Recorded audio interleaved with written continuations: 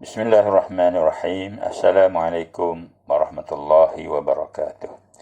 Innal hamdalillah nahmaduhu wa nasta'inuhu wa nastaghfiruh wa na'udzu billahi min shururi anfusina wa min sayyiati a'malina. Man yahdihillahu fala mudilla lahu wa man yudlilhu fala hadiyalah. Allahumma salli wa sallim ala hadzal nabiyil karim sayyidina maulana Muhammad wa ala alihi wa ashabihi ajma'in. Qala rabbi shrah li sadri wa yassir li amri wa hlul 'uqdatam min lisani yafqahu qawli. Subhanaka la ilma lana illa ma 'allamtana innaka antal alimul hakim. Wa la haula wa la quwwata illa billahil azim. Amma ba'd. Alhamdulillah, sahabat-sahabat muslimin muslimat yang dirahmati Allah sekalian. Bersyukur kita kepada Allah Subhanahu wa taala hari ini dapat hari Khamis 6 Januari bersama dengan 3 Jamadil Akhir dalam program video Tazkirah Ridwan bagi kelas pengajian takmir Masjid dan Surau Negeri Perak Darul Ridwan tahun 2022 musim COVID-19. Mudah-mudahan kita terus bersabar dan bersyukur. Kita baca sama-sama ayat ini, ayat yang ke-116 hingga 118 surah Al-Ma'idah, surah yang kelima juzuk ke-7. Tajuk dia dengan Islam lah kita selamat. A'udzu billahi minasy syaithanir rajim. Wa idz qala Allah ya Isa ibn Maryam anta qulta lin-nasi ittakhiduni wa ummi ilahaini min dunillah. Qala subhanaka ma yakunu li an aqula ma laysa li bihaqq. In kuntu qultuhu faqad 'alimtah. Ta'lamu ma fi nafsi wa la a'lamu ma fi nafsik. Innaka anta 'allamul ghuyub. Ingatlah ketika Allah berkata kepada Isa, Wa idz qala Allah ya Isa ibn Maryam. Ingatlah ketika Allah berkata kepada Isa, Hei Isa anak Maryam, anta qulta lin-nasi, engkaukah yang mengatakan kepada manusia, ittakhizuni wa ummi ilaiha ilahaini. Adakah engkau kata ni, apa katanya, ambillah aku dan ibuku menjadi dua Tuhan selain Allah. Wa ummiya ilahaini min dunillah.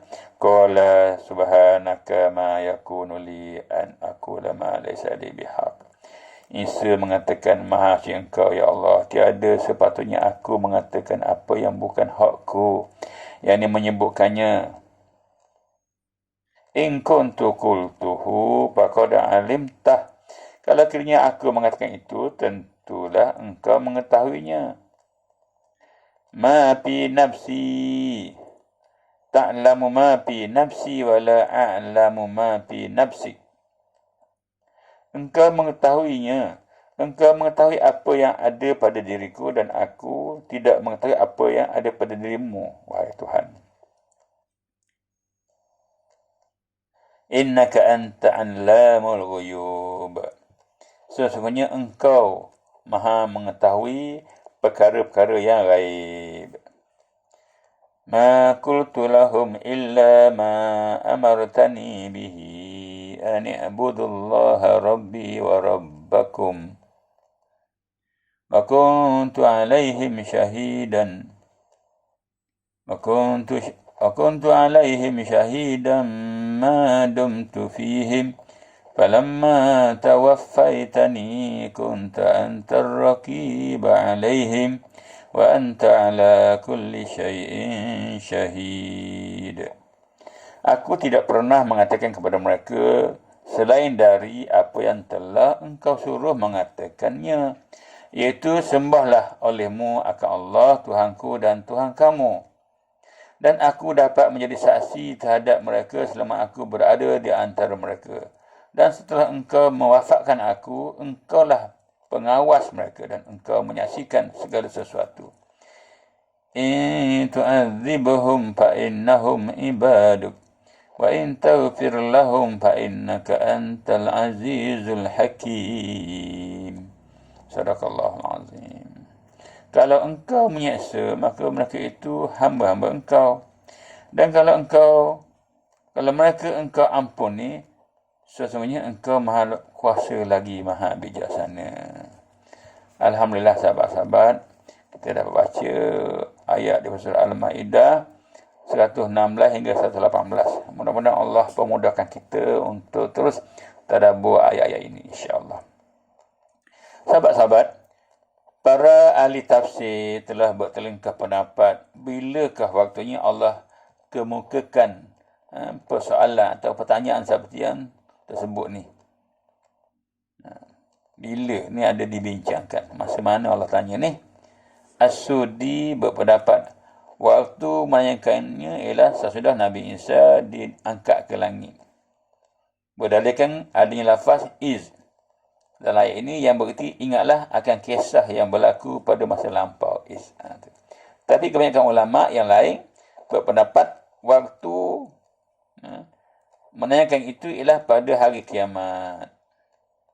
Berdasarkan al-lafaz yauma yajma'ullahu ar-rusul. Itu ayat 109. Yang lepaslah. Yang masih mempunyai hubungan dengan ayat yang kita baca ni. Dan yang akan dihubungkan pula dengan lafaz hadza yaumu yanfa'us shadiqina sidquhum. Ayat 119 yang akan datang ni lah. Bermakna di sini Allah Subhanahu Wa Taala akan menanyakan beberapa perkara kepada Nabi Isa AS pada hari kiamat tentang perkara-perkara yang telah dilakukan oleh kaumnya. Oleh kaumnya ialah orang-orang Nasrani. Tujuannya supaya memberikan hujah bagaimana dustanya, bohongnya dan dakwaan mereka. Allah bertanya, "Hei Isa anak Maryam, engkaukah yang mengatakan kepada manusia, ambillah aku dan ibuku menjadi dua Tuhan selain daripada Allah?" Allah tanya, bukanlah tahu sahabat-sahabat. Mana orang Nasrani itu telah pun mendakwakan. Orang Nasrani atau orang Kristian telah mendakwakan bahawa Nabi Isa itu anak Tuhan dan ibunya Siti Maryam isteri Tuhan. Dengan demikian mereka menganggap kedua-duanya ada Tuhan. Lalu beribadatlah kepadanya. Mengenai orang Nasrani yang mempertuhankan Isa itu telah disebutkan dalam beberapa ayat dalam Al-Quran. Itu pula tentang mereka yang mempertuhankan ibunya. Semuanya telah terkenal di gereja-gereja negeri timur maupun barat. Hanyalah dalam masa kebelakangan ini sahaja, iaitu setelah lama agama Islam muncul, barulah pihak mazhab Protestan mengingkari perbuatan mempertuhankan Siti Maryam itu dan beribadat kepadanya. Ada pun cara beribadat mereka ada yang berupa sembahyang, berdoa dan memuji-muji kepada yang mereka sembah. Ada kalanya pula berupa minta pertolongan, minta tolong, minta syafaat dan berpuasa yang dinamakan puasa dara ataupun saumul ghazra.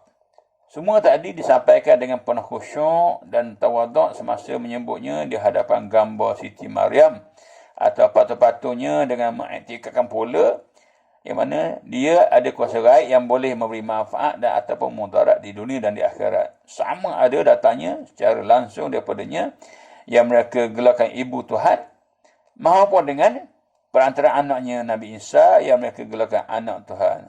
Maryam ibu Tuhan, Isa anak Tuhan. Itulah sebabnya dalam ayat ini disebutkan ittakhiduni wa ummiya ilahaini min dunillah. Ittakhiduni wa ummi ilahaini min dunillah. Ambillah aku dan ibuku menjadi dua Tuhan selain daripada Allah. Allah telah pun tahu bahawa Nabi Isa tiada suruh. Tak suruh kaumnya mengatakan yang demikian itu. Allah tahu. Hanya sahaja Allah hendak menunjukkan bahawa ibadat orang-orang Nasrani itu sudah syirik yang teramat besar dan yang perlu diambil perhatian. Itu nak khabar begitulah. Mendengar pertanyaan Allah ini, maka Nabi Isa yang tidak pernah berkata demikian kepada kaumnya berasa ketakutan, kebimbangan yang amat sangat sambil bertasbih mensucikan Allah dan berkata, Maha suci Engkau ya Allah, Maha suci Engkau, tiada sepatutnya aku mengatakan apa yang bukan hakku untuk menyebutnya. Subhanaka ma yakunu li an aqula ma laysa li bihaq. Maksudnya, bagaimanakah aku akan berkata demikian sedang aku tidak layak sekali untuk disembah sebagai Tuhan. Ni Allah berfirman dengan Nabi Musa. Nabi Isa mengatakan, aku tak kata, nak kata macam mana, aku tak layak sekali untuk disembah, tapi kaunya yang sesat itu sembah. Kalau kiranya aku mengatakan itu, tentulah engkau mengetahuinya. Ini semua, ini satu jawapan yang menunjukkan Nabi Isa sangat-sangat beradab sopan dan merendah diri kepada Allah Ta'ala. Kerana dalam jawapan itu ada mengandungi pengertian bahawa segala yang dikatakan itu, yang dilakukannya, semuanya dalam ilmu Allah. Tentu Allah tahu ni. Keyakinan Nabi Isa AS. Engkau tahu apa yang ada pada diriku dan aku tidak tahu apa yang ada pada dirimu. Engkau mengetahui apa yang aku sembunyikan, apa yang aku katakan, apa yang aku lakukan. Begitu pula engkau mengetahui segala hakikat diriku, sedang aku tidak pula mengetahui apa pun yang ada pada dirimu. Sungguhnya engkau mengetahui perkara yang gaib, perkara yang lalu dan yang akan datang, semuanya engkau tahu. Inilah kata-kata untuk menguatkan kata-kata yang terdahulu. Aku tiada pernah mengatakan pada mereka selain daripada apa yang telah engkau suruh mengatakannya. Di mana? Aku tiada menyuruh, Nabi Isa kata. Aku tiada pernah menyuruh mereka dalam perkara-perkara keimanan dan dasar agama selain daripada apa yang telah engkau suruh, supaya aku berpegang kepadanya dan menyampaikannya pada mereka. Iaitu sembahlah olehmu akan Allah, Tuhanku dan Tuhan kamu. Aku katakan demikian kepada mereka supaya jangan sekali mereka menyekutukan Allah dengan sesuatu. Allah itulah Tuhanku dan Tuhan mereka. Aku adalah hambanya seperti hambanya yang lain. Hanya engkaulah yang menetapkan aku menjadi rasul untuk diutus kepada mereka. Dan aku dapat menjadi saksi terhadap mereka selama aku berada di antara mereka.